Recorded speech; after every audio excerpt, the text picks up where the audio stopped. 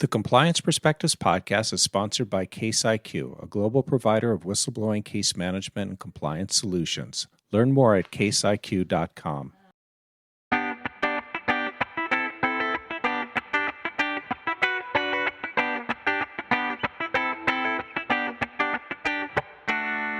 Welcome to the Compliance Perspectives podcast. I'm Adam Turteltaub from the Society of Corporate Compliance and Ethics and Healthcare Compliance Association.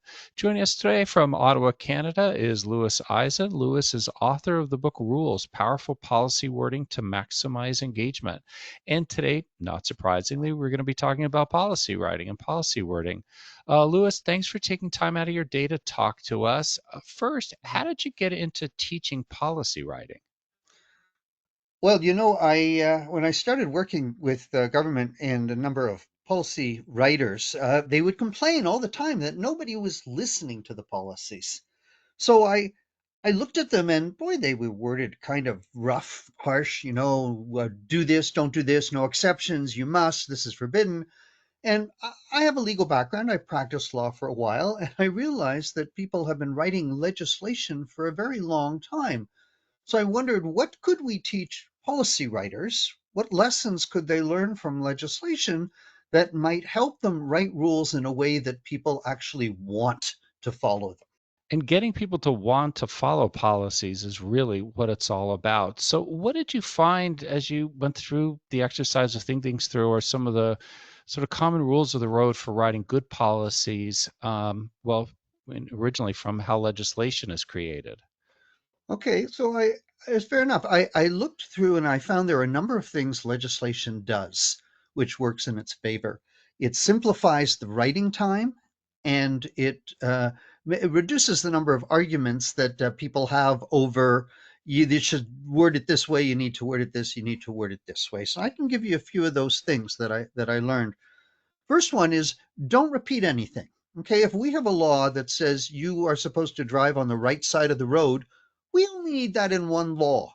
That statement doesn't have to appear more than once anywhere else in the entire legislation suite.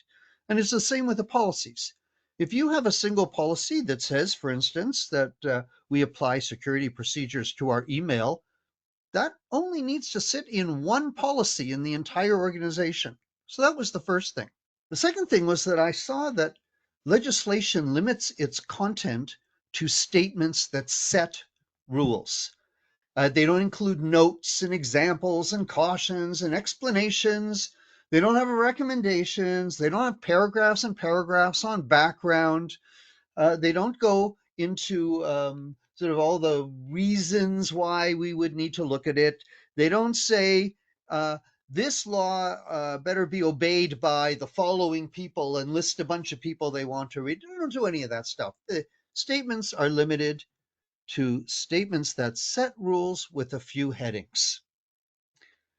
The next thing that legislation does is it eliminates the emotion. You don't see statements like we do not tolerate, uh, people are prohibited from, people must never. You don't see that, especially when you look at criminal law, which has a lot of things that it prohibits. Uh, it words it in a very neutral, non-emotional way. If I can take a quote from the New York Penal Code, for instance, a person is guilty of arson in the third degree when he intentionally damages a building or motor vehicle by starting a fire or causing an explosion. Arson in the third degree is a Class C felony. That's it. That's the rule. It never tells you not to do it. Never says it's prohibited or not allowed or threatens you. It's a very simple, straightforward statement. Another example, everyone who commits robbery is liable to imprisonment for a term not exceeding 10 years. That's the statement that prohibits robbery. They don't have to add sort of this parent-child statement on, warning on top of that. So you better not do it. Most of the policies, they don't just tell you what the rule is, but they also tell you that you have to follow it. And that's that emotional end, that parent-child end that is so unnecessary and comes across very heavy-handed. The other thing they do then is they presume positive intent. They don't presume that everybody's out to get around the rules. So when you read the laws, it doesn't come across like somehow you are being targeted. There's no expectation when they write them that, oh, really, there are people who just want to get around this and are looking for loopholes. Are there people who want to get around it? Of course, we don't have 100% compliance with any laws. There are people who don't comply with the murder laws, but the laws aren't written in a way that presumes people are trying to get around them. And the last thing, Adam, I thought was very telling is that legislators don't write their rules expecting them to be read by the entire world. They expect them to be read by professionals. They write a tax act which governs your income tax, and even though you're subject to it, they don't expect you to read the Income Tax Act. They have explanation guides. So legislation doesn't confuse the document that sets the rules with the document that communicates those rules to other people. And the implication of that is they're not afraid to use technical language when they have to, inside the document that sets the rules, where clarity demands. And we communicate this through things like brochures and pamphlets and web pages, and we have all kinds of communications vehicles. But those are separate and apart from the original document that simply sets the rule with clarity. So those are the main things I picked up from legislation. What's funny is we tend to think of legalese as being very obscure and difficult, but as you're pointing out in legislation, it's designed to be simpler. So, what are some of the common mistakes? I think you've touched a bit upon the sort of parent-child tone, Mhm. but what are some of the other common mistakes you see organizations make when creating a policy? So the general one, if I can look at the 10,000-foot view, I think there's an attitude or approach error that a lot of them make where they think the purpose of the policy is to keep people in line. It's a whip that they can crack that makes sure people don't get out of line. Whereas I would say that the purpose of the policy is to help people do the right thing. So they treat their policies like contracts. And I'm a lawyer in the background, so I understand that. When I was a lawyer, I didn't learn very much about policies. I was taught that policies are little baby contracts, and you should write them the same way. But I learned differently when I got into the business world because contracts are supposed to be adversarial documents. I don't care if the people on the other side buy into what I'm saying. They're going to sign it or not, and it sets out opposing obligations. Policies are not supposed to be adversarial documents. They're supposed to be collaborative. So it's very hard to push a collaborative agenda and make everyone feel included if in fact you're using a very divisive language that follows contracts. So that's the first thing. And then the next major thing is I find them putting their standards and procedures inside the policies. And there are a number of problems with that. Aside from the main issue being governance, that is, if you owned say a large chain of corporate restaurants, the board of directors who makes the major decisions should not be spending their time debating how much salt goes into the potato salad. So the purpose of setting standards and procedures in different documents is because the approvers are different approvers.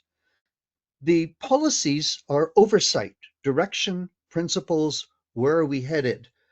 But decisions that need subject matter expertise should go into separate documents, standards and procedures. And that way we can amend those documents without without taking them all the way to the top, having the brittleness that comes when everything has to go through the people at the top. That's another major problem. And it also affects the buy-in. That is, people buy in at the policy level. So, as opposed to the standards and procedures level, you want people saying, I love this policy. This is a great policy. Let me give you an example. We only sell fresh bread every day. That's our policy. You want the people there saying, great, what a great policy. Now, a number of standards and procedures are going to fall out from that, and you might not like every single step, but that's fine. You're being prepared to follow the standards and procedures, if you've bought into the policy. But when you throw those standards and procedures into the policy itself, you're asking people to buy in at a very detailed level. And it comes across as micromanagement. You're asking people to buy into being micromanaged to the detail. And that's a very different request. So buy-in is a funnel, if you like. And separating out the standards and procedures below allows you to concentrate on crafting the policy in a way that gets maximum engagement. Well, and as you're talking about this, really, in a lot of ways, I can't help but think about the role of values and corporate values and all of this. So, they're so important to an organization and in general. So, how do we effectively tap into values even when the policy is on something fairly prosaic? So it's a good question, and usually, actually, so I suppose the short answer is bring the policy up so it's not at that level. So the mundane things like turn the oven up to 350, that's not your policy. That's a procedural step. Fill out the right form, do this, go here, go there.